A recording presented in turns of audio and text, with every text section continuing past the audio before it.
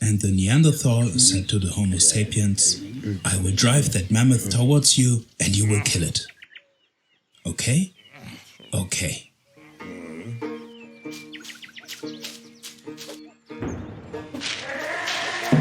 Ouch! That didn't work out too well. New hunting methods were called for. As the mammoth used to sleep at lunchtime, it was the best time to ambush them. So they arranged to meet when the sun was at its zenith and the shadows were shortest. And that's how they had the element of surprise on their side. What a memorable day for the clan, and particularly for the head of the clan. And that's how the first sundial was invented. The Egyptians erected enormous obelisks. The ancient Greeks used a very similar principle. Big jump to the Middle Ages. The wheel had long since been invented. Mechanical wheels and machines were mainly used for warfare. But people in monasteries thought differently and set about building the first simple mechanical clocks.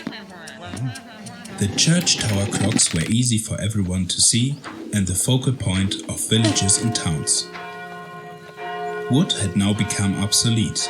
Resourceful blacksmiths and craftsmen helped to miniaturize those early clocks, which led to developing clocks small enough to be taken on a coach journey. Clocks needed to be made smaller and smaller. And that's how the pocket watch was invented.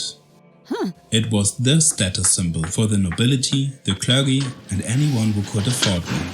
Then, just in time for the Industrial Revolution, the minute hand was invented. On production lines, collaboration was called for. In order to pay employees, their working time needed to be measured. Precise timekeeping to the minute was now suddenly the order of the day. Arriving too late was frowned upon. From then on, things became increasingly complex and complicated. Life became divided up into working time and leisure time. Before that, people were basically one, but now in a sense they become two. Clocks became commonplace. Time continued to march on, modern technology kept developing. Clocks kept marching too, becoming smaller and smaller, until they began appearing on people's wrists. And people no longer had any time for themselves. That's why vacations were then invented.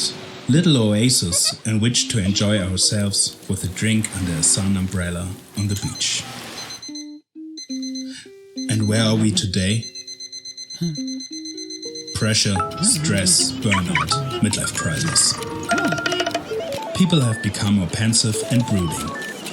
The digital revolution is accelerating our lifestyles and everything around us.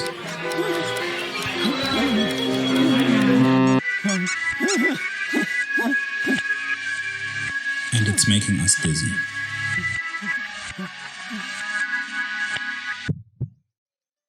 It's time to think back to our origins. To a world in which time still belonged to us and not the other way around.